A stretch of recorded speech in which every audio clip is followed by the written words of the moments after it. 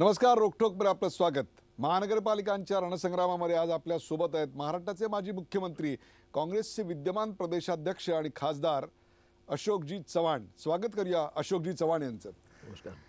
त्यांची आत्ताची जी मुलाखत होणार आहे ती अत्यंत महत्त्वाची आशा करताय, कारण या 10 महानगरपालिकांमधल्या फक्त एका महानगरपालिकेत काँग्रेस स्वबळावर आहे, तर 2 ठिकाणी सहयोगानं स्वबळावर आहे. ज्या 25 जिल्हा परिषदांमध्ये निवडणुका होत आहेत त्याच्या फक्त 8 मध्ये काँग्रेस सत्तेवर आहे, त्यातल्या फक्त 3 ठिकाणी स्वबळावर आहे, बाकीच्या ठिकाणी सहयोगावर आहे. त्यामुळे या सगळ्याच्या पार्श्वभूमीवर प्रदेशाध्यक्ष म्हणून त्यांना काय वाटतं, त्यांची भूमिका काय, त्यांची रणनीती काय, हे सगळं जाणून घेणं अत्यंत महत्त्वाचं असणार आहे. पुन्हा एकदा स्वागत. कुठल्या ताटातलं जेवण रुचकर लागतं, सोन्याच्या ताटातलं का केळीच्या पानावरचं? असं एकतर अपप्रचार हा निवडणुकीचा हल्ली एक सोयीचा विषय झालेला आहे. आम्ही सोन्याच्या ताटातही जेवलेलो नाही. कोणी कोणाच्या घरी गेल्यानंतर कोण कशावर खाऊ घालतं हा त्याचा व्यक्तिगत प्रश्न आहे. आणि सोन्याचं ताट दिल्यानंतर त्याची इन्कम टॅक्स चौकशी झाली पाहिजे. सोन्याचं ताट कोणी आणलं होतं? तांब्याच्या ताटामध्ये दिलेलं जेवण होतं आणि ते सुद्धा बिचारा कुठल्या त्या गावातल्या लोकांना वाटलं की प्रमुख लोक येत आहेत, त्यांना नीटनेटकं आपण जेव घातलं पाहिजे. सोन्याच्यावर ताट अजिबात नव्हतं. ते ताटावर त्याला ब्रासचं पॉलिश होतं, एवढंच आहे. त्यात कुठलं सोनं बिनं अजिबात नव्हतं. काही माध्यमांनी त्याला चुकीचं दाखवलं आहे. दुसऱ्याकडे गेलो तरी केळीवर खाऊ घातलं, तिसरीकडे गेलो कोणी प्लेटवर खाऊ घालला. तर कोणाच्या घरात कोण कशावर खाऊ घालतं त्याचं आमचं काय नियंत्रण आहे हो? मला समजत ना, काय प्रश्न आहे का? मग ठीक आहे, आता त्याला लोकांना करमणूक झाली त्याची, हा भाग वेगळा. मुख्य मुद्द्याकडे येतो. ह्या आदर्श प्रकरणामुळे आपल्या राजकीय किती नुकसान झालं, म्हणजे या सगळ्या गेली 4-5 वर्षाची चर्चा जोरदार चालू आहे. आपण यातून काय धडा घेतला? असं आहे की ते मी तर म्हणेन की हे सगळा विषय ॲक्सिडेंट आहे, याला मी असंच म्हणतो मी त्याला. म्हणजे हा विषय माझ्या दृष्टिकोनातून फार क्षुल्लक असा विषयाला आउट ऑफ प्रपोर्शन हे त्याला वाढवलं गेलं. विरोधकांनी त्याचा राजकीय फायदा उचलला. ठीक आहे, तर राजकारणामध्ये या गोष्टी घडतातच. त्यात मी काही म्हणजे त्याच्यावर कोणाला दोषारोप मला ठेवायचं नाही किंवा दोषी कोणाला ठेवायचं नाही. परंतु ॲक्सिडेंट झालेला आहे आणि त्याची काळजी घ्यावं लागली. भविष्यामध्ये राजकीय किंवा सार्वजनिक जीवनामध्ये काम करत असताना सांभाळून निर्णय घ्यावे लागतात. बऱ्याचशा आता राजकीय परिस्थिती बदललेली आहे. सर्वांचीच भूमिका अतिशय मायक्रोस्कोपिकली राजकीय लोकांना पाहण्याचा दृष्टिकोन जवळपास सर्वांचा असतो. आणि त्यामुळे कोणाला मदत करणं, कोणाला आपण ह्या प्रकरणात जनरली म्हणतो मी, मुख्यमंत्री म्हटल्यानंतर मुख्यमंत्र्याकडे मदत करण्यासारखी पॉलिटिकल डिसिजन्स नुसते मुख्यमंत्र्यांना घ्यावे लागतात बऱ्याच अंशी. त्यात कोणाचा फायदा होतो, कधी कोणाचं नुकसान होत असेल ना पॉलिटिकल डिसिजन घेण्यामध्ये.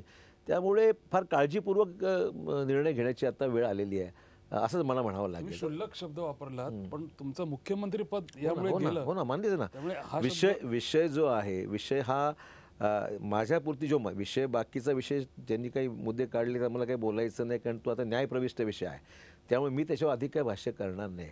तिथे माझ्याबद्दल जे काही आकारतांडव केलं जातं किंवा माझ्याबद्दल जे काही बोलत होते, तो विषय तेवढा नाही आहे जितकं ते दाखवलं गेलेलं आहे. पण ठीक आहे, आता त्याला फेस करत आलो आम्ही, बघूया. चव्हाणसाहेब, स्वातंत्र्योत्तर काळानंतर देशात सगळ्यात जास्त सत्तेत कोण असेल, मग केंद्र असेल किंवा राज्य असेल, काँग्रेस पक्ष सगळ्यात जास्त सत्तेत होता. त्यामुळे सत्ता नसली की काँग्रेसचे नेते अस्वस्थ असतात असं बोललं जातं. तुम्ही काय अनुभव घेताय? जे सत्तेशिवाय राहू शकत नाही त्यांच्याबद्दल हा विषय असेल. माझा विषय आहे. मी गेल्या माझ्या वडिलांपासून मी सत्ता काय पाहिलेलं आहे. सत्ता नसतानाची माझे वडील राज्याचे 2दा मुख्यमंत्री राहिलेले आहेत. सत्ता नसताना ML हॉस्टेलच्या 2 खोलीमध्ये आम्ही दिवस काढले होते. त्यामुळे सत्ता असताना का असतं, नसताना का असं काही मला काही वेगळं वाटत नाही. ठीक आहे, आणि सत्ताच सर्व काही आहे असं काही माझं अप्रोच नाही या गोष्टीकडे पाहण्याचा. राजकीय जीवनामध्ये चढ उतार येतात. जर राजकारणात पडायचं असेल, काही कामं सार्वजनिक जीवनात करायची असतील तर दोन्ही सवय असली पाहिजे. त्यामुळे मला सत्ताच पाहिजे, सत्तेशिवाय काही करू शकत नाही असे विषय नाही. काही लोकांना सत्तेशिवाय राहूच शकत नाही आणि मग इथून तिथून उड्या मारायचं काम जे करतात, पक्षामधून या पक्षातून त्या पक्षात, तर प्रमुख कारण सत्तेचं राजाश्रय पाहिजे. आपण केलेल्या चुकावर पांघरून घालण्याकरता सत्तेचा उपयोग करता आला पाहिजे, असा एक प्रयोग काही लोकांचा असतो. आत्ता जे एक पक्षातलं सत्तास्थान आपल्याकडे आहे ते म्हणजे प्रदेशाध्यक्षपद. आपल्या प्रदेशाध्यक्षपदाच्या काळामध्ये नगरपालिकांच्या निवडणुका झाल्या. त्या नगरपालिकांच्या निवडणुकांमध्ये परफॉर्मन्स फारसा चांगला नव्हता. 2011च्या तुलनेत वाढलेला आपल्याला दिसला नाही. आपण याबद्दल काय सांगाल? म्हणजे पहिली गोष्ट म्हणजे पक्षाचं अध्यक्षपदी सत्तास्थान नाही आहे. पक्षाचं अध्यक्षपद म्हणजे संघटन पक्षाचं वाढवण्याकरता एक प्रमुख पद आहे, ज्यातून तुम्ही राज्यामध्ये पक्षाला ताकद मिळाली पाहिजे, संघटना अतिशय बळकट करण्याकरता या पदाचा उपयोग झाला पाहिजे आणि कार्यकर्त्यांना सोबत घेऊन पक्षाची एकंदरीत ताकद वाढवण्याकरता आणि आपली जी भूमिका आहे आज विरोधी पक्षात म्हणून ती प्रभावीपणे काम करण्याकरता त्याचं एक सत्याचं महत्त्वाचं पद आहे. चव्हाण साहेब, दुसरा विषय जो आपण मांडला की राज्यामधलं आमचं परफॉर्मन्स जवळपास 970 जागा आम्ही जिंकलेलो आहोत मागच्या या नगरपालिकेच्या आणि भाजपच्यापेक्षा नंबर 2वर आहोत. 100चाच काही फरक आहे, जास्त फरक नाही आहे. पण शिवसेना नंबर 3च्या पुढे आहे, नंबर 4च्या आसपास जवळपास शिवसेना आहे. तर मुद्दा असा आहे की आमचा भाजपकडे आज सत्ता केंद्र भाजप आहे, भाजपकडे आज प्रचंड प्रमाणावर पैशाचा दुरुपयोग आहे, पैसा खूप आहे पक्षाकडे आले सत्तेमध्ये असल्यामुळे पैसा भरपूर आहे, पैशाचं वाटप भरपूर आहे, आश्वासनांची खैरात आहे आणि सगळा दुरुपयोग सगळ्या शास्त्रीय यंत्रणेचा पूर्ण दुरुपयोग करून उद्योग चाललेला आहे.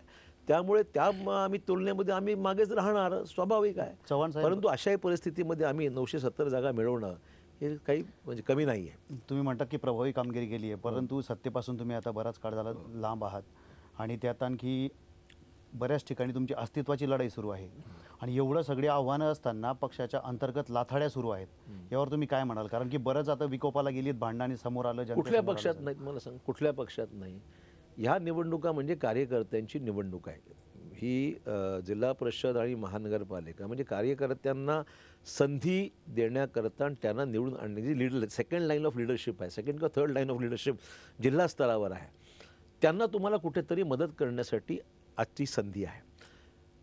आपल्याला एकतर त्या जिल्ह्यातलं लोकल केमिस्ट्री काय हे कळलं असलं, माहिती असलं पाहिजे. कार्यकर्ते खूप इच्छुक आहेत. निर्णय घेत असताना आमच्याकडे तर जवळ 950 माझ्या स्वतः जिल्ह्यामध्ये 950 अर्ज होते. महाराष्ट्रभर तर खूप मोठ्या संख्येने अर्ज आज आले होते. सिलेक्शन प्रक्रिया फार किचकट आणि क्लिष्ट आहे. प्रत्येकाला वाटतं की मला उमेदवारी मिळाली पाहिजे. आम्ही निर्णय घेत असताना पाहतो, तर मी तरी पाहतो की समोरचा माणूस लक्षात घेता आपला उमेदवार कसा त्याच्यामध्ये थोडीस्थूळ असला पाहिजे असा विचार सर्वसाधारण केला जातो. म्हणजे निवडून येण्याची क्षमता नॅचरली इलेक्ट्रॉल मिळत कारण शेवटी आपल्याला जिंकायचं आहे ना. कोण सक्षम आहे? सर्वच काही सक्षम असू शकत नाही. त्यामुळे एक निवडायला निर्णय घ्यावा लागतो.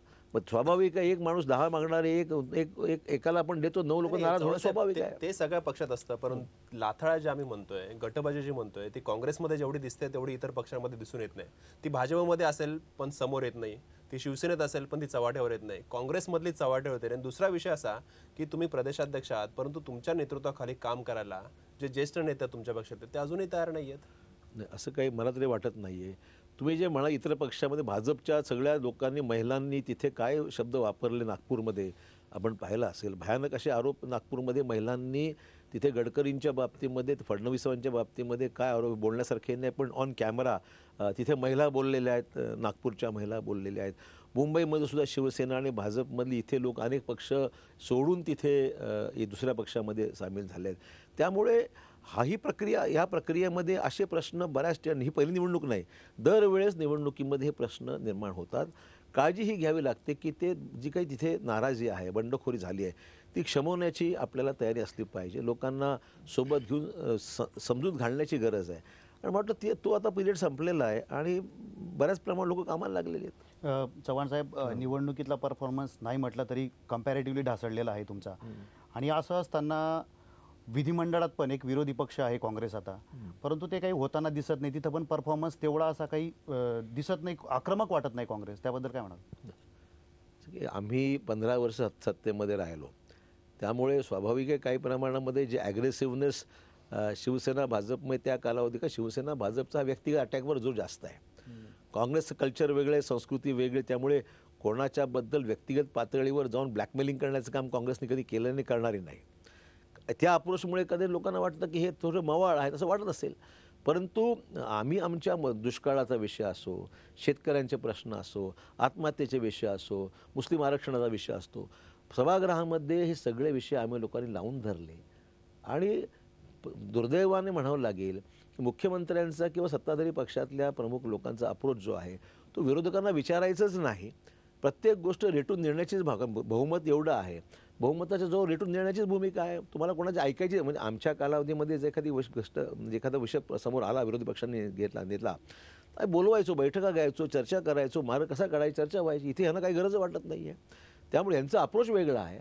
आम्ही कितीही बोललो तर यांना काही फरक पडत नाही, शेवटी रेटून याचीच भूमिका आहे, त्याला काय करणार. साहेब, देशाची आर्थिक राजधानी असलेली मुंबई महापालिकेची निवडणूक सगळ्यात महत्त्वाची आहे. या मुंबईमध्ये काँग्रेसने अनेक वर्ष सत्ताही उपभोगलेली आहे महापालिकेमध्ये, परंतु आज अशी स्थिती आहे की अंतर्गत ज्या राथाड्या आहेत त्याच्यात गटबाजी आहे. मग कामत गट असेल, निरुपम असेल, हे एकमेकांशी एवढे भांडले निवडणुकीपूर्वी, त्याचा फटका कुठेतरी काँग्रेसला बसतोय आणि आता अशी परिस्थिती आहे की तिसऱ्या नंबरवर राहण्यासाठी काँग्रेसचे प्रयत्न सुरू आहेत. असं की जोपर्यंत निकाल लागत नाही तोपर्यंत या विषयासंदर्भामध्ये अशा प्रकारचं भाकीत करणं उचित नाही, की काँग्रेससुद्धा मोठ्या प्रमाणावर जोर लावून प्रत्येक भागामध्ये आता चांगल्या प्रकारे कॅम्पेन सुरू आहे. गुरुदास कामत त्यांच्या पद्धतीने ते फिरत आहेत, संजय निरुपम आपलं काम करत आहेत, एकनाथ गायकवाड आहेत, नसीम खान आहेत, सगळी मंडळी आपापल्या पद्धतीने आपापल्या क्षेत्रामध्ये ज्यांचं जे मतदारसंघ आहे त्या भागात काम करते. आता खरा निकालानंतर हे स्पष्ट होईल की कोणाच्या मतदारसंघात कोण प्रभावी ठरलं आणि कोणी कोणी तिकीटं मागितली, कशी तिकीटं दिली गेली आणि कोणी कोणी प्रचारांती कसं कामगिरी राहिली, हे निवडणुकीनंतरच सिद्ध होईल. त्यामुळे आज तरी चित्र आहे की प्रत्येकजण लढाई लढण्याच्या बाबतीमध्ये काही कमी मागे नाही आहे कोणी. चला, क्षणभर आपण मान्य करू की तुमच्या पक्षात कोणत्याही प्रकारची गटबाजी नाही, गटतट नाही, संघर्ष नाही, सगळे विकोपाला काही गेलेले नाही, सगळे एकोप्याने काम करतायत. निवडणुकीपूर्वी हे सगळं असंच म्हणलं जाणार आहे, पण निवडणुकीच्या निकालानंतर मात्र जे काही बाहेर येईल ते येईल.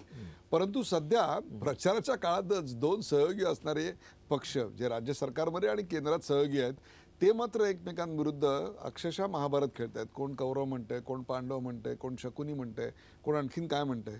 काय वाटतं या सगळ्याबद्दल? खरं म्हणजे ह्यांच्यावर करमणूक कर लावण्याची गरज आहे. म्हणजे आपण म्हणतो ना की दोघंही लोकांची करमणूक जोरात करतायत आणि खोटं बोलण्यामध्ये गिनीज बुक ऑफ वर्ल्ड रेकॉर्डमध्ये यांचं नाव दोघांचे नोंदवलं पाहिजे.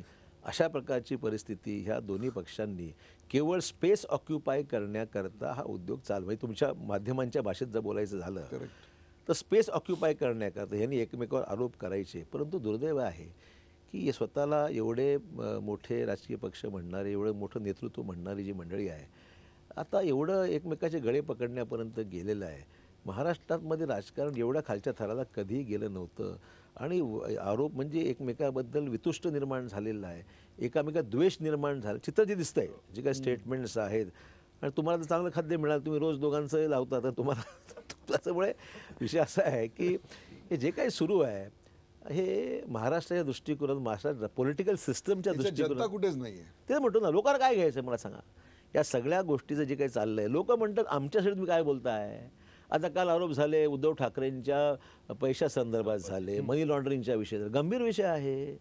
म्हणजे खरं म्हणजे हे काय तथ्य हा भाग वेगळा, परंतु आरोप या लोकांपर्यंत चाललेले आहेत. मुख्यमंत्री म्हणतायत माझा शब्द, तुमचा शब्द तुम्ही एवढे ओव्हर कमिटेड झालेला आहात की तुमचा शब्द आता तुमचा किती पाळला जाईल. कल्याण डोंबिवलीमध्ये 6,500 कोटीचं पॅकेज, म्हणजे आता खोटं बोल पण रेटून काही झालेलं नाही आहे. ते गडकरीमध्ये आले होते, पुलाचं पूल तुटला, बस पडली ती आपली महाडजवळ, कुठं काय झालं तिथे. आत्ता पुलाला सुरुवात होते, आता म्हणजे किती दिवस झाल्या गोष्टीला, काही सुरुवात नाही. 6 महिन्यात पूल बांधू असं विधान केलं. आता हा माझा शब्द हा कुठे गेला आणि कुठे पाळला जातो आहे. म्हणून करमणूक कर लावण्याची गरज आहे इथे, की लोकांची करमणूक चालली, कुठं काय होतंय काय प्रत्यक्षात. चव्हाण साहेब, ही टीका एवढी जोरदार आहे की विरोधकांची स्पेस कुठे दिसतच नाहीये आणि ज्या बातम्या खरं तर विरोधकांकडून टीकेच्या अपेक्षित आहेत सत्ताधाऱ्यांवर, तिथे शिवसेना भाजपवर जास्त टीका करते, त्याच्यात जास्त बातम्या होतात. विरोधक आहेत कुठे, आता हे विरोधकांची तुमचं जागा काम, कुठे आहे? माध्यमांचं काम आहे की तुम्ही त्यांना स्पेस द्यायची का. तिसरी आमचा जो काँग्रेस आहे ते काँग्रेसचं जे प्रोजेक्शन आपण दिलं पाहिजे तुमच्यावर अवलंबून माध्यमांनी ठरवलं पाहिजे. आम्ही तुम्हाला सांगू शकत नाही कोणाला तुम्ही स्पेस द्यायची. अशोकजी, एका ठिकाणी तुम्हाला नक्की स्पेस मिळणार आहे, ते म्हणजे शिवसेनेचे जे मंत्री आहेत ते माध्यमांसमोर येऊन, कॅमेरासमोर येऊन असे राजीनामे दाखवत आहेत. म्हणजे तुम्हाला स्पेसला जागा आहे, असं नाही आहे की तुम्हाला स्पेसला जागा नाही आहे, पण आपल्याला वाटतंय ते राजीनामे देतील तुम्हाला स्पेस देण्याकरता. जसं भाजप म्हणायची ना, मंदिर वही बनाएंगे, आज म्हणतात तारीख नाही बताएंगे. तसं यांचं झालेलं आहे. राजीनामा हम देंगे पण तारीख नाही बताएंगे. स्टेशन बनवलं वर्षाच्या बाहेर फिरतायत पण मध्ये जात नाहीये राजीनामा घेऊन, अडचण आहे. त्यामुळे हे करमणूक आहे सगळी लोकांची. चव्हाण साहेब, मुंबई महापालिकेच्या निवडणुकीच्या निकालानंतर जर सरकार कोसळलं तर काय होईल तुम्हाला असं वाटतं? काय निवडणुका होतील. असं आहे की आता राष्ट्रवादीने भूमिका आता स्पष्ट वारंवार करतायत, ते लोकांना विश्वास बसावा असं स्टेटमेंट करतायत ते आता, की आम्ही काही, आजच अजित पवारांचं स्टेटमेंट आहे की आम्ही काही त्यांना काही मदत करणार नाही किंवा पाठिंबा देणार नाही. पवारसाहेबसुद्धा एक 15 दिवसापूर्वीच बोलले तर आम्ही काही मदत करणार नाही. So it is to be believed नाव नाही, पण हो, नाही, तुम्ही- पण तुम्ही जमवाजमव करून काहीतरी वेगळी आघाडी वगैरे उभी तुम्ही करून या वक्तव्यावर यापूर्वी सुद्धा शरद पवार आणि अजित पवार या संदर्भात बोलले आहेत, पण काँग्रेसने त्याच्यावर कधी विश्वास ठेवला नाही. आता तुमचा विश्वास आहे. आणि दुसरी गोष्ट, भाजप सरकार टिकवण्यासाठी काही पक्षात फूट पाडून आपलं सरकार टिकवेल असं वाटतंय. दोन विषय. असे भाजप काही करू शकते, म्हणजे सत्तेच्या पोटी फोडाफोड करू शकते. तर तामिळनाडूमध्ये वेट अँड वॉच त्यांचं जी प्रक्रिया आहे, त्यांनी भाजप हा मूळचा पक्ष राहिला आहे कुठे मला सांगावं. आयाराम गयारामच पक्ष झालं ना. सगळ्या पक्षातली जी काही ज्यांना म्हणजे आता मी तर म्हणेन काँग्रेसमध्ये टाकाऊ लॉटरा घेतला आहे त्यांनी. आता जिकडे पक्षातून लोक उड्या मारत आहेत त्याला घेत आहेत. मध्ये क्रिमिनलायझेशन ऑफ पॉलिटिक्सचा ज्वलंत उदाहरण म्हणजे भाजपच म्हणावं लागेल. कोणालाही जे मिळेल त्याला घेण्याचं काम सध्या भाजप कशाही पद्धतीने बाय हुक और बाय क्रूक ज्याला म्हणतो, माणसं आपल्याला घ्यायची आणि आपली संख्या वाढवायची ही त्यांची स्ट्रॅटेजी आहे. आणि त्यांचे मंत्री स्वतःच म्हणतात आता की आम्ही गुंडांना पक्षात तिकीटं दिलेली आहेत, आम्ही त्याला निवडून आणू आणि त्यांना मग चांगलं करू. नेमकं हां तेच आता ते स्टेटमेंट त्यांचं आहे. पण तुम्हाला वाटतं का की शिवसेनेचे आमदारही गळाला लावले जातील, काही काँग्रेसचे फोडले जातील, म्हणजे असं काही परिस्थिती होईल आणि ती तुम्ही होऊ देणार की काय, माहिती त्याच्यासाठी तुम्ही काय टॅकल काय माहिती का अशोकराव, सवाल फक्त 7 ते 8 जागांचा आहे. हो. 130 पर्यंत ते पोहोचतात, 144 त्यांना पाहिजेत. त्यामुळे 7 ते 8 जरी आमदार गळायला लागले तरी सुद्धा त्यांचं काम होत आहे. तत्वाचं राजकारण भाजप करणार का हा खरा प्रश्न आहे. म्हणजे अशा अवस्थेमध्ये आयाराम गयारामाची भाषा न वापरता, फोडाफोडी न करता जाणं निवडणुकीसमोर, तुमची पॉप्युलरिटी एवढं तर निवडून आणा लोकांना. Let us face elections. अशा पद्धतीने तुम्ही जर लोकांच्या पक्ष फोडण्याचं काम तुम्ही करत असाल तर हे कुठलं तत्वाचं तुमचं राजकारण आहे. तुम्हाला खरंच तुमची शक्ती प्रदर्शन तुम्हाला करायचं असेल किंबहुना तुमची लोकप्रियता अजूनही कायम असं आहे तुम्ही म्हणतात, तर मग लेट अस फेस इलेक्शन, निवडणुकीला जाऊ समोर. एक पर्याय असा निर्माण होऊ शकतो. शिवसेना जर सत्तेतनं बाहेर पडली तर एनसीपी आणि काँग्रेस या दोघांनी बाहेरून शिवसेनेला पाठिंबा द्यायचा असं आपण कराल असं? काँग्रेस तरी असं करण्याचा प्रश्न उद्भवत नाही. काँग्रेस तरी असं करण्याचा प्रश्न उद्भवत नाही. आम्ही तर निवडणुकीला तयार आहोत ना. आम्ही तडजोडी अशा कधी स्वीकारलेल्या नाहीत आजच्या इतिहासामध्ये आजपर्यंत. राजकीय राष्ट्रीय पातळीवर अशा प्रकारच्या तडजोडी काँग्रेसने कधी स्वीकारले नाही. फ्लेक्सिबिलिटी काँग्रेसचे यापर्यंत नाही. आमदार आता निवडणुकीला तयार आहेत असं म्हणायचं? असं अशा परिस्थितीमध्ये पर्याय काय आहेत आपल्यासमोर? अशा परिस्थितीमध्ये आम्ही आमच्या मतदाराला आम्ही अशा प्रकारची अभद्र युती करणं हे निश्चितच मान्य होणार नाही. करेक्ट. आणि मला वाटतं राष्ट्रवादीसुद्धा अशा पद्धतीने जाऊन त्यांचे जे मतदार आहेत त्यांना नाराज करणार नाही. तर आम्हाला आमची इच्छा आहे की निवडणुका होऊ द्या. चव्हाण साहेब, पवार सुद्धा म्हणाले होते मध्यावधी निवडणुका, तुम्ही म्हणताय मध्यावधी निवडणुका, परंतु आघाडीचं आपण राजकारण बघितलं 2010 पर्यंत आघाडीमध्ये सगळं व्यवस्थित चाललं होतं. म्हणजे तुम्ही सुद्धा आघाडीचे मुख्यमंत्री होता, परंतु 2010 नंतर असं काय घडलं की आघाडीतलं वातावरण आहे ते बिघडत गेलं? असे की ज्या गोष्टी इतिहास जमा झाला त्यात बोलण्यापेक्षा असं एक आघाडी चालवणं फार कठीण काम आहे. कठीण म्हणजे दोन्ही पक्षाला म्हणजे सर्वायवलचाही विषय आहे आणि पक्ष वाढला पाहिजे हे दोन्ही एकदम करण्यामध्ये बऱ्याच मर्यादा पडतात. आता आम्ही राष्ट्रवादीची आघाडी केली होती. ज्या ज्या मतदारसंघात त्यांचे आमदार होते त्या ठिकाणी आम्हाला काही करता आलं नाही, ज्या ठिकाणी आमचे आमदार होते त्यांना काही करता आलं नाही. ज्यावेळेस काही करायला जायचो त्यावेळेस तक्रारी वाढायच्या.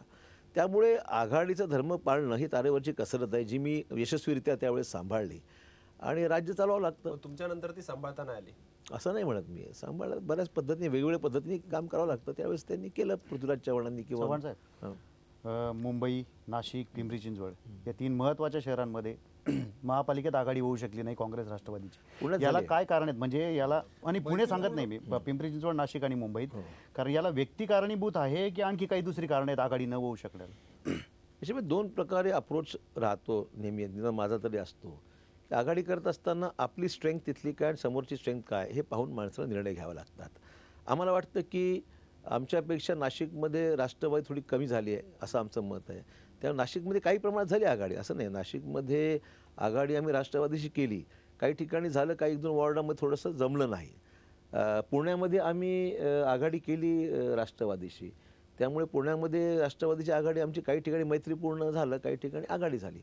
त्यामुळे काही ठिकाणी जवळ, पण सूत्र एकच आहे की आमच्या जिथे त्यांची पोझिशन वीक आहे आणि आमची पोझिशन चांगली आहे तिथे आम्ही लढवत आहोत. ज्या ठिकाणी आम्हाला वाटतं की आमची जागा येऊ शकते ती जागा त्यांना आम्ही दिल्या आहेत. हा सूत्र हे म्हणून मी लक्षात घेऊन तशा पद्धतीने विचार हा केला जातो आणि त्यामुळेच आघाडी झालेली आहे. काही ठिकाणी आम्हाला वाटलं जमू शकत नाही, आमची पोझिशन स्ट्रॉंग आहे त्या ठिकाणी, म्हणून आम्ही दिलं नाही. एकंदरीत मुंबईकडे आपण ह्यासाठी बघितलं की मुंबईमध्ये संजय निरुपम यांच्या विरोधात तर उघडपणे राणे असून दे, कामत असून दे किंवा अन्य नेते असून देत, आणि उघडपणे नाराजी व्यक्त केली आहे. मग असं असताना एकसंधपणे काँग्रेस कशी निवडणुकीला सामोरं जाणार? कारण मुंबई महानगरपालिकेची निवडणूक राज्यात तर सगळ्यात महत्त्वाची समजली जाते. काँग्रेसचं खूप मोठी ताकद इथे एकेकाळी काँग्रेस मुंबईमध्ये होती. मग आता मुंबईमध्ये यश खरोखर मिळेल का आणि किती मिळेल? मुंबईमधला जो विषय आहे, मुंबईमध्ये राज्यातले सर्वच प्रमुख नेते मुंबईत राहतात. त्यामुळे मुंबईमध्ये प्रत्येकाला वाटतं की माझ्या सल्ल्याप्रमाणे किंवा मला जे वाटतं त्याप्रमाणे उमेदवारी द्यावी, आणि त्यात चूकही काही नाही, कारण प्रत्येकाच्या क्षेत्राला प्रत्येकाला माहिती आहे कुठे काय असलं पाहिजे. तर सुरुवातीला हा विषय होता, पण मला वाटतं हा विषय आता क्षमलेला आहे आणि त्याप्रमाणे आता पुढचं काम लोक लागले. त्यामुळे आता सुरुवातीला सगळ्याच पक्ष कुरबुर होती, शिवसेनेमध्ये होती, भाजपमध्ये सुद्धा होती. त्यामुळे हा विषय सर्वच पक्षामध्ये काही प्रमाणात होता, पण आता हा विषय राहिलेला नाही. आता गुरुदास कामतसुद्धा चांगल्या पद्धतीने प्रचारात गुंतलेले आहेत, संजय निरुपम काम करत आहेत, एकनाथ गायकवाड आहेत. मला वाटत ते काय विषय आता तसं फारसं राहिलेला आहे. प्रश्नांचा सिलसिला असाच चालू राहणार आहे. वेळ झाला एका ब्रेकची, कुठेही जाऊ नका. पात्रा झी24 तास आपण पाहत आहे रोकठोक. अशोक चव्हाण.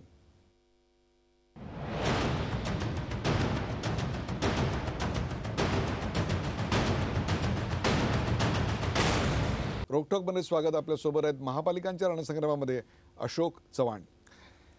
आपण प्रदेशाध्यक्ष आहात. मुंबईमध्ये आपल्या 51 जागा, पिंपरी चिंचवडमध्ये 15, पुण्यात 30, नाशिकमध्ये 41 आणि नागपुरात 41 आणि नाशिकमध्ये 15. यापेक्षा जर कमी जागा मिळाल्या तर तुम्ही कोणाला जबाबदार धराल? प्रश्न असा आहे की आपण त्या जिल्ह्यातलं जे काही समीकरण का, शेवटी प्रत्येक जिल्ह्याचं नेतृत्व करणारा लोकल नेतृत्व, अर्थात प्रदेशाध्यक्ष म्हणून मी काही माझी जिम्मेदारी झटकणं अजिबात नाही. कारण मी निर्णय प्रक्रियेमध्ये तेवढाच होतो जिथले बाकी नेते होते. कुठल्याही जिल्ह्याचा परफॉर्मन्स त्या जिल्ह्याच्या नेतृत्वावर अवलंबून असतं की आपण कशा पद्धतीने आपला जिल्हा सांभाळतो. जसं माझा जिल्हा मी आत्तापर्यंत ग्रूम केला, तिथे आहे काहीतरी म्हणून मी इथे आहे, हे मान्यच करावं लागेल. तर प्रत्येक जिल्ह्यामध्ये सक्षम नेतृत्व आहे. त्या जिल्ह्याच्या नेतृत्वाने ज्या पद्धतीने जिल्हा बांधला असेल त्याच्यावर त्या जिल्ह्यातलं यश हे बरंचसं अवलंबून राहतं. आमचं काम एक फॅसिलिटेटरचं काम आहे. प्रदेश काँग्रेसचं म्हणजे आता जिथे बहुतांश ठिकाणी जिथे काही वाद नव्हते त्या ठिकाणी उमेदवारी तिथल्या स्थानिक लोकांनी सांगितलं त्या पद्धतीने उमेदवारी जवळपास 99% उमेदवारी ही जिल्हा पातळीवर जसे प्रस्ताव तसेच मंजूर झालेले आहेत. काही ठिकाणी वाद होते, त्या ठिकाणी लक्ष घालावं लागलं. त्यामुळे असा तो संमिश्र अशा स्वरूपाचाच आहे.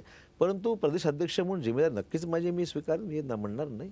आणि जिल्ह्यालासुद्धा लोकांनी जे स्थानिक लोकांना जिम्मेदारी दिल्या होत्या त्यांचे त्याच्यामध्ये हातभार किती लागतो ह्याच्यावर यश अवलंबून आहे. चव्हाण साहेब, सगळ्यांनी पाहिलं, सगळ्या जनतेने, की निरुपम आणि कामत यांच्यामधला वाद एकदम टोकाला गेलेला. त्याच्यावर निरुपम काही बोलले नाहीत, पण ते म्हटले आहेत की मतदानानंतर म्हणजे 21 तारखेनंतर मी उत्तर देणार या सगळ्या आरोपांना कामतांच्या. तर आता निकालानंतर चैतन्य निर्माण होईल काँग्रेसमध्ये की पुन्हा लाथाड्या सुरू होतील? लाथाळा सुरू व्हायचा प्रश्न असा आहे की पक्षांतर्गत पक्ष संघटना केव्हा बळकट होते, ज्यावेळेस पक्षांतर्गत कुठेतरी एक्सचेंज ऑफ आयडियाज, चर्चा होते आणि चर्चेतून बऱ्याच विचारमंथनामधून बऱ्याचशा गोष्टी पक्ष संघटन मजबूत करण्याकरता फायदा होतो. जाहीररित्या कुठल्याही गोष्टीचं वक्तव्य होऊ नये असं माझं मत आहे, कारण त्यातून नुकसान होतं, त्यातून मग कार्यकर्त्यामध्ये विभाजन होतं, नुकसान होत राहतं. त्यामुळे निवडणुकीच्या आधी असो किंवा नंतर असो जी काही पक्षांतर्गत चर्चा व्हायला पाहिजे झाली पाहिजे आणि त्या चर्चेतून मग पुढची दिशा ठरवल्या गेली पाहिजे असं माझं मत आहे. मुंबईमध्ये जे काही चाललं आहे, मग मी स्वतः बाहेर जाहीररित्या बोललो होतो की आता संजय निरुपम काम करतात, त्यांना पक्षाच्या नेतृत्वाने त्यांना अध्यक्ष केलेलं आहे, त्याला काम करायला वाव दिला पाहिजे आणि त्याचा रिझल्ट आपण थांबू. एकदम ओव्हरनाईट कुठल्या गोष्टी घडत नसतात, त्यांना आपण कसं सहकार्य करतो, निवडणुकीमध्ये वातावरण पोषक असलं पाहिजे, कार्यकर्त्यांना आधार वाटला पाहिजे नेतृत्वाचा आणि त्यातून रिझल्ट चांगले आले पाहिजेत. मला वाटतं ह्याच्यावर बरंच अवलंबून राहणार आहे. पुण्यामध्ये पहिल्यांदा असं घडलेलं पाहिलं आम्ही की अजितदादा पवार आघाडी करण्याकरता फार उत्सुक होते. अगदी शेवटच्या क्षणी निरोप पाठवून पडद्याआड बऱ्याच गोष्टी घडल्या, त्याविषयी बोलायचं आत्ता काय काम नाही. परंतु तरी देखील मैत्रीपूर्ण लढतीवर अनेक ठिकाणी समाधान मानावं लागलं. हे कशाचं लक्षण आहे? कशामुळे हे सगळं बिनसलं? पुण्यामध्ये अजित पवार माझ्याशी संपर्कात होते, माझं त्यांचं बोलणं सुरू होतं आणि ते मलाही म्हणाले की काँग्रेसनं राष्ट्रवादी एकत्र आलं पाहिजे असं मला वाटतं. मी म्हटलं एखादी आघाडी करायची आमची तयारी आहे, पण ती रिस्पेक्टफुल झाली पाहिजे, रिस्पेक्टेबल. म्हणजे तुम्हाला आणि आम्हाला आमच्या ज्या मागण्या आहेत ते त्याप्रमाणे आम्हाला मिळालं पाहिजे. आता त्याप्रमाणे ज्या ठिकाणी झालं मत ऐक्य झालं त्या ठिकाणी आघाडी झाली, काही ठिकाणी डिफरन्स ऑफ ओपिनियन होता, दोघांचं मत वेगळं होतं, त्यामुळे त्या ठिकाणी मैत्रीपूर्ण आम्ही केल्या, बा ठीक आहे चला कोणीतरी निवडून तुम्ही तरी यावं किंवा आम्ही तरी यावं, असा आमचा प्रयत्न झालेला आहे. तर बऱ्याच ठिकाणी ज्या ठिकाणी आम्ही एकत्र आलो त्या ठिकाणी रिझल्ट नक्कीच चांगला मिळेल. बाकी ठिकाणी सुद्धा आता त्यांची ताकद जास्त आहे त्यांचं म्हणणं आहे, आम्हाला वाटतं आमची जास्तीत जास्त जागा येतील. बघूया काय मतदार काय करतात ते. पण पुण्यामध्ये काँग्रेस तर एकेकाळी बळकट होती, पण कलमाडींच्या ऱ्हासानंतर तिथे सक्षम नेतृत्व काँग्रेसला तर काय सापडलं नाही. जे काही सामूहिक नेतृत्व आहे त्याचा अजिबात प्रभाव नाही आहे. पिंपरी चिंचवडमध्ये बघितलं तर रामकृष्ण मोरे गेल्यानंतर काँग्रेसला तर उतरती कळायला लागली. जे कोण नेते होते, कार्यकर्ते होते ते तर राष्ट्रवादी किंवा भाजपमध्ये निघून गेलेले आहेत. म्हणजे पिंपरी चिंचवडमध्ये काँग्रेस नसल्यातच जमा आहे. काय एकंदरीत सांगाल या पुणे आणि पिंपरी चिंचवडबद्दल आपण? असं पक्षामध्ये नेतृत्वाचा फायदा नक्कीच होतो. तर नेतृत्वाची जिम्मेदारी असते जिल्हा सांभाळण्याची, कार्यकर्ते जोडण्याची काम नेतृत्वाने केलं पाहिजे. तशाच पद्धतीने मागच्या काळात होत गेलेलं आहे. आताही कोणी गेल्यामुळे पक्ष थांबलेला नाही किंवा म्हणजे त्यात नुकसान झालं असेल, पण ते बिल्टअप करायची जिम्मेदारी पुढची जनरेशन आहेच. कोणी गेल्यामुळे पक्ष बंद होतो किंवा पक्षाचं काम बंदच होतं असं नाही म्हणता येणार. हा थोडा कालावधी लागतो आणि मला वाटतं की सेकंड लाईन ऑफ लिडरशिप पुण्यामध्ये चांगल्यापैकी आहे, पिंपरी चिंचवडसुद्धा आहे. त्यामुळे त्याच्यामध्ये मेहनत करावी लागेल. रामकृष्ण मोरे एक चांगले सक्षम नेते आमचे होते, त्यांच्यामुळे फायदा नेहमी सांभाळायचे, लक्ष द्यायचे. त्यांच्या उंचीच्या त्यांच्यानंतर मात्र त्या उंचीचा माणूस तिथे डेव्हलप व्हायला थोडा वेळ लागेल. पण आता जी मंडळी सांभाळते आहे ते काम चांगलं चाललं त्यांचं. उत्तर महाराष्ट्रामधलं अत्यंत महत्त्वाचं ठिकाण म्हणजे नाशिक, आणि त्या नाशिकमध्ये देखील आपली परिस्थिती आत्ता दयनीय आहे. पण मुद्दा परिस्थिती दयनीय आहे असा नाही आहे. मुद्दा आहे की आपल्या पक्षातल्या महत्त्वाच्या तिथल्या नेत्यांवर शिवसेना भाजपचे उमेदवार निवडून यावेत याकरता कच्चे उमेदवार देण्याकरता पैसे घेतल्याचा गंभीर आरोप आपल्याच पक्षातल्या लोकांनी स्थानिक पक्ष नेतृत्वावर केलेला आहे. तो माध्यमांकडे उघडपणे केलेला आहे. याबद्दल काय सांगाल? एक प्रदेशाध्यक्ष म्हणून तुम्हाला हे सगळं चिंताजनक नाही वाटत? कारवाई नाही करणार यांच्यावर? जर खरं असेल आणि त्याला पुरावे असतील तर निश्चित चिंताजनक आहे आणि कारवाई करण्याची तयारी आहे. पक्ष स्थानिक पातळीवर पैशाच्या देवाणघेवाणीतून ॲडजस्टमेंट करा किंवा फिक्सिंग करा, अशा गोष्टी आम्हाला कदापि मान्य होण्याचा प्रश्नच उद्भवत नाही आहे. नाशिकमध्ये ज्याला तिकीट मिळत नाही तो असा आरोप करणं स्वाभाविक आहे. तर त्यात तथ्य असेल तर नक्की कारवाई करू आम्ही. आणि ह्या गोष्टी पक्ष पातळीवर, प्रदेश पातळीवर असं आम्ही बिलकुल खपून घेणार नाही. पण जो माणूस बोलतोय त्याच्यामध्ये काही आधार असला पाहिजे. खरं असेल तर कारवाई करू त्याच्यात. चव्हाणसाहेब, नागपूरकडे वळूया आपण. नागपूरमध्ये दोन नेते जे आहेत, चतुर्वेदी आणि दुसरे नितीन राऊत, यांच्यातला संघर्ष सर्वश्रुत आहे आणि या संघर्षामधूनच तुमच्यावर आता शाईफिकेचा प्रकार घडला. 1997 नंतर नागपूरमध्ये काँग्रेसला रास सुरू झाला काँग्रेसचा. अजूनही काँग्रेस तिथे सावरू शकत नाही आणि त्यात हा संघर्ष सगळा कसं बघता याच्याकडे सगळं? नागपूरमधली लढत ही मुख्यमंत्री एकीकडे नागपूरचे आहेत, तिथे नितीन गडकरी केंद्रीय मंत्री नागपूरचेच आहेत. या पार्श्वभूमीवर त्या ठिकाणी काँग्रेसला अधिक सक्षमपणे मुकाबला करण्यासाठी नेतृत्व सक्षमपणे काम केलं पाहिजे, ही आमची मानसिकता आहे, भूमिका आहे. मी प्रयत्न केला, सर्वांना सोबत घेण्याचा आमचा प्रयत्न राहिला आणि बरंचसं त्याच्यामध्ये यशही मिळालं. आता काही लोकांना तिकीटं मिळाली नसतील तर काही लोकांचा रोष असू शकतो, मी नाकारत नाही. परंतु त्यांच्या माध्यमातून शाईफेक करण्याचा प्रयत्न झाला. हा पक्षाचा कार्यकर्ता किंवा पक्षाचा तिकिटाचा इच्छुक माणूस नव्हता. कोणीतरी त्याच्या मागे हे काम त्याला करावं लावलं होतं. कारण मी कोणावर संशय आहे आपला? संशयाचा प्रश्न आहे. जोपर्यंत पोलीस तिथे तपास सुरू आहे, त्यातून जे माझं प्राथमिक मी व्यक्त केलं की शिवसेना तुमचे RSS भाजपचीच मंडळी हे कोणाला तरी पुढे करून हे काम करून घेत आहेत का, असा दाट संशय मला त्याच्यावेळेस. मी इनिशियल माझं रिॲक्शन मी दिलेलंच आहे की हा माणूस क्रिमिनल आहे, त्याच्यावर केसेस अनेक गुन्हे दाखल करण्यात आलेले आहेत. तो कोणाच्या जवळ होता, काय होता, हा कोणा तो हा मागचा हिस्ट्रीचा विषय आहे. पण या घटनेला कोण ह्याच्या मागे होतं हे शोधून काढल्यावर स्पष्ट होईल. आमचा प्राथमिक आम्हाला जो अंदाज आहे की याचा वापर कोणीतरी या माणसाचा केलेला आहे, हा स्वतः जिम्मेदार भर नसावा. सभेमध्ये माजी मुख्यमंत्र्यावर अशा प्रकारे शाई फेकणं ही एक गंभीर बाब आहे असं नाही वाटत आपल्याला? हा लॉ अँड ऑर्डर फेलियर आहे. तुम्ही माझं प्रोटेक्शन एक तर कमी करून टाकलं. मला ठीक आहे, मला कुठला फौज फाटला घेऊन फिरायची सवयच नाही आहे. म्हणजे मी माझ्याबरोबर सेक्युरिटीचा लवाजवा माझ्याबरोबर असणं वगैरे, मी मुख्यमंत्री असताना सुद्धा मला त्याची फार आवड नव्हती किंवा आताही. पण इथे अशा घटना घडल्यानंतर या घटना भविष्यात घडू नये.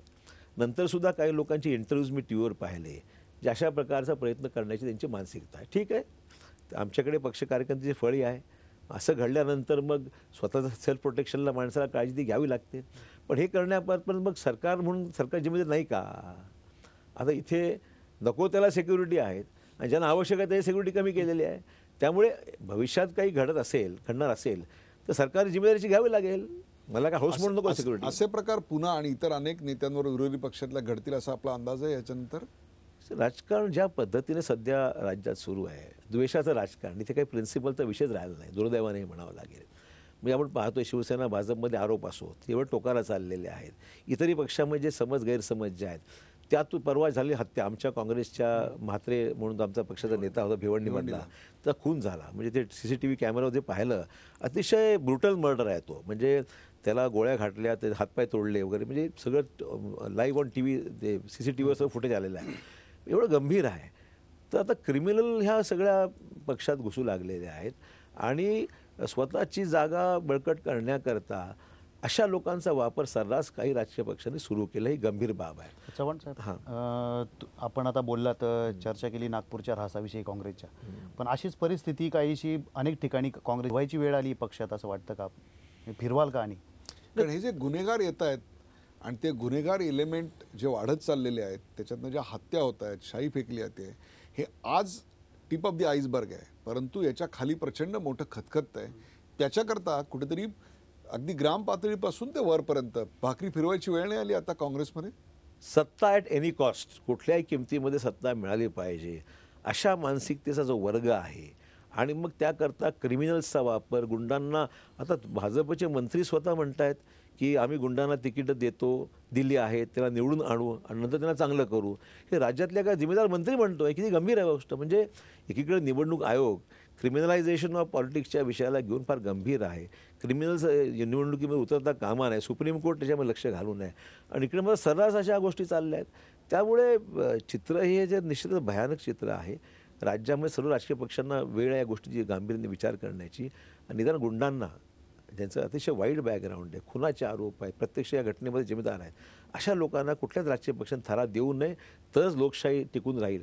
नाहीतर पुढचे दिवस फार अडचणीचे आहेत. कारण सत्ता मिळवण्याकरता वाटेल त्या गोष्टी करणं हे निश्चितच लोकशाहीला मारक आहे. चव्हाण साहेब, तुम्ही एकीकडे म्हणताय की भयानक परिस्थिती आहे, विरोधात परिस्थिती आहे.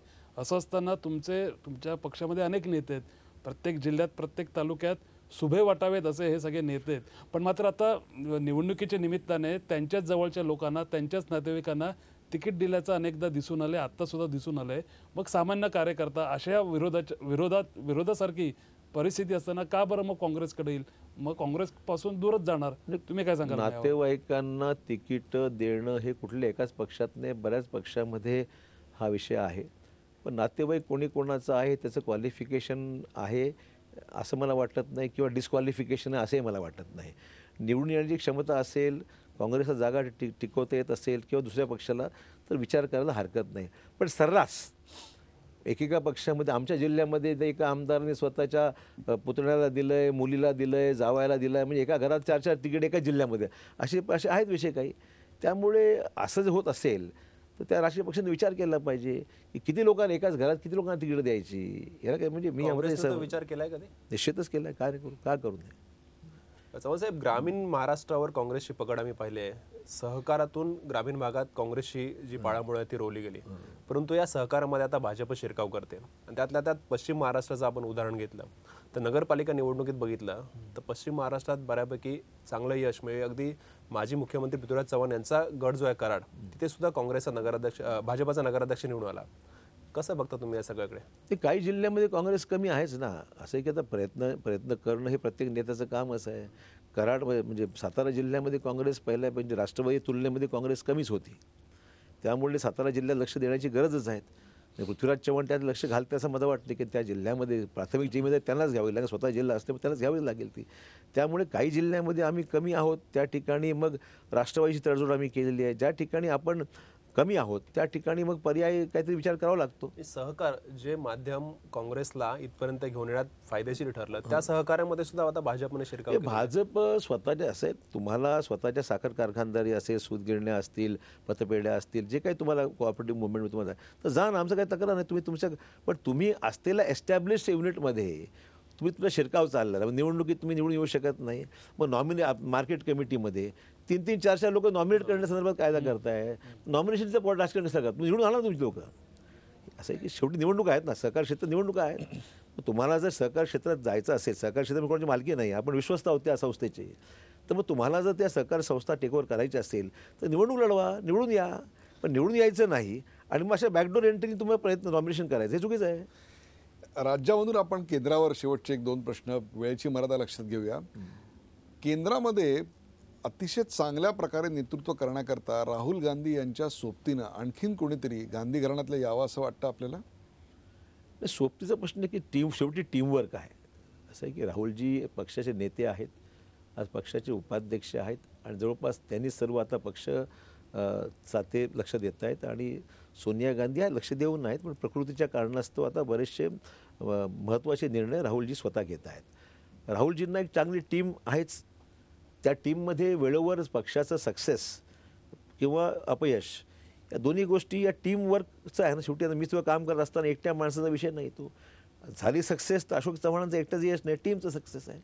आणि फेलियरसुद्धा एकट्याचं राहुलजींचं किंवा अशोक चव्हाणांचं होऊ शकत नाही, टीमचं फेलियर असेल. त्यामुळे माझं मत एवढंच आहे की राहुलजी काम चांगलं करत आहेत. त्यांच्या आता प्रियंकाजीसुद्धा उत्तर प्रदेशामध्ये लक्ष देऊन आहेत. त्यांचं लक्ष मूळतः अमेठी आणि रायबरेली या 2 विशेष मतदारसंघात ते लक्ष केंद्रित करण्याची त्यांची आत्तापर्यंतची पद्धत राहिलेली आहे. भविष्यामध्ये आता आगामी येणाऱ्या निवडणुकीमध्ये किती वेळ इतर पक्ष बदलतात हा त्यांचा निर्णय त्यांना घ्यायचा आहे. परंतु त्यांचा उपयोग पक्ष संघटनेत नक्की आहे प्रियंका गांधींचा आणि राहुलजी पक्षाचे उपाध्यक्ष म्हणून उत्तम काम करत आहेत. त्यामुळे पक्षाला यश मिळण्याच्या बाबतीमध्ये चांगल्या टीम आणि टीम लिडरशिप हे संयुक्त सगळ्यांचा जिम्मेदारी आहे. अशोक चव्हाण यांचा जीव जास्त कुठे रमतो, दिल्लीत का महाराष्ट्रात? माझा जीव नांदेडमध्ये जास्त रमतो, स्पष्टच बोलायचं. कारण त्या लोकांनी खूप माझ्यावर प्रेम केलेलं आहे. म्हणजे मी इथे जो आहे तो माझ्या लोकांच्यामुळे आहे, हे मला विसरता येत नाही. मला कोणी टीका जरी माझ्यावर केली तर माझा जिल्हा शाबूत आहे म्हणून मी इथे आहे. त्यामुळे पहिलं प्रेम नांदेडवर, दुसरं प्रेम महाराष्ट्रावर आणि शेवटी दिल्ली आहेतच.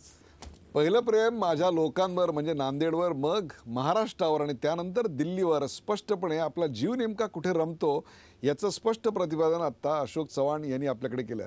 त्यांच्या अंगावर शाई फेकण्याचा प्रसंग असो किंवा सोन्याच्या ताटात आणि केळीच्या पानावर जेवायचा प्रसंग असो, इथपासून ते मुंबईमध्ये निरुपम आणि कामत यांचे वाद, त्याचबरोबर नाशिकमध्ये पैसे खाऊन तिकीट वाटप हे आरोप, पुण्यामध्ये झालेली मैत्रीपूर्ण लढत आणि बिनसलेलं गणित, तर नागपुरामध्ये इतरत्र झालेली काँग्रेसची पिछेहाट, त्यांच्या प्रदेशाध्यक्षपदी असताना मिळवलेलं यश आणि समोर आलेलं अपयश, त्याचबरोबर भारतीय जनता पक्ष आणि शिवसेना यांचं आत्ताचं नेमकं नातं, त्याचबरोबर सर्वात महत्त्वाचं म्हणजे करमणूक कर लावल्यासारखे हे लोक आमच्यावर आता करमणूक करतायत, अशा प्रकारचा केलेला घणाघाती आरोप, काँग्रेस पुन्हा राज्यात उभारी घेऊ शकेल असा व्यक्त केलेला आशावाद, असं सगळं या निवडणुकीत होतं. या महानगरपालिकांच्या निवडणुकीत त्यांच्या नेतृत्वाखाली मुंबई असेल, पुणे असेल, नाशिक असेल, नागपूर असेल, या सगळ्या ठिकाणी त्यांच्या पक्षाचा परफॉर्मन्स कसा असतो हे दिसणार आहे. पण तुर्तास आज झी 24 तासच्या प्रेक्षकांसाठी ते आले आणि इतका प्रदीर्घ वेळ त्यांनी दिला, त्याबद्दल त्यांचे विशेष आभार. जसे आम्ही प्रश्न विचारत होतो तसेच आपल्याही मनात काही प्रश्न असतील किंवा या मुलाखतीनंतर आपल्या मनात काही प्रतिक्रिया असतील किंवा राज्यातल्या आत्ता चाललेल्या वातावरणाबद्दल काही प्रतिक्रिया असतील, प्रत्येकाला असं वाटत असेल, कारण राजकारणात प्रत्येकालाच बरंच काही कळत असतं, म्हणून हा जो खाली नंबर तुम्हाला दिसतोय त्या नंबरवर, त्या व्हॉट्सॲप नंबरवर तुमचा 1 मिनिटाचा व्हिडिओ ब्लॉग तुम्ही करा आणि पाठवा आणि आमच्यासारखे लाखो प्रेक्षकांच्या समोर एका क्षणात पोचा. या कार्यक्रमावरची प्रतिक्रिया आणि एकूणच महाराष्ट्राच्या राजकारणाची प्रतिक्रिया जरूर द्या. अशोकराव, आपण जो इतका वेळ दिलात त्याबद्दल झी 24 तासच्या प्रेक्षकांतर्फे विशेष आभार. धन्यवाद. आभारी. झी 24 तास रहा एक पाऊल पुढे.